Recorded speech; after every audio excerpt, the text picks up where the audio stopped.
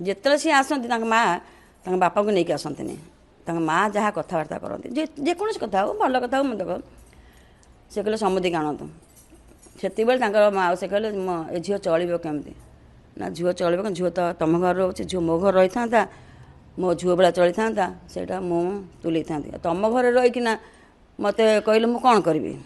ସେଇଠୁ ତାଙ୍କ ମାଉସୀ ଆଙ୍କ ରାହୁଲ ବାପାଙ୍କୁ ଇଏ କହିଲେ ଆପଣ ଯାଆନ୍ତୁ, ମୋ ଦେହ ଭଲ ଲାଗୁନି ଆଉ ମୁଁ କଥା। ସେଇଠୁ ତ ଆଙ୍କୁ ବୁଢ଼ା ମୁଢ଼ା କହି ବୁଢ଼ା ନାଟକବାଜି କରୁଛି, ବୁଢ଼ା ହାରାମି ବୁଢ଼ା ସେ ଝିଅ କୋଉଠି କହିଲେ? ଆମରି ରୁମ୍ରେ, ମୋ ପୁଅ ରୁମ୍ରେ। କିଏ କହିଲା? ତା ମାଉସୀ କହିଲା, ସେ ଝିଅ ବି କହିଲା ଏ ବୁଢ଼ା ନାଟକବାଜି କରୁଛି, ହାତ ଗୋଡ଼ ହଲେଇକି ନାଟକବାଜି କରୁଛି। ସେ ଝିଅ ସେ ବୋହୂ କହିବା ମାନେ ତା ନାଁରେ କଳଙ୍କ। ବୋହୂ କହିବା ମୋର ଇଚ୍ଛା ନାହିଁ, ସେ ଝିଅ କହିବା ଯାହା ବୁଝନ୍ତୁ ସେଇ ଝିଅ ମାନେ ସେଇ। କହିଲି ମୁଁ ଆଇଛି ଏମିତି କଥାବାର୍ତ୍ତା ହେବାକୁ, ଆଉ 3 ମାସ ହେଲାଣି ମୋ ଝିଅକୁ ତ କିଛି ଫୋନ ନାହିଁ, କେମିତି ଭଲ ଅଛି କିଛି ନାହିଁ। ନା କାହିଁ ପଚାରିବି, ଆଉ ଆପଣଙ୍କର ଝିଅ ପିଲା 25 ବର୍ଷ ଝିଅ, ଆପଣ ତାଙ୍କ ବାପା ମା, ମୁଁ 3 ମାସର ତା ବାପା, ମୁଁ କ'ଣ ପଚାରି? ସେ ଆପଣଙ୍କ ବାହାରେ ଅଛି, ଆପଣ ସେଇଟା ବୁଝିବେ।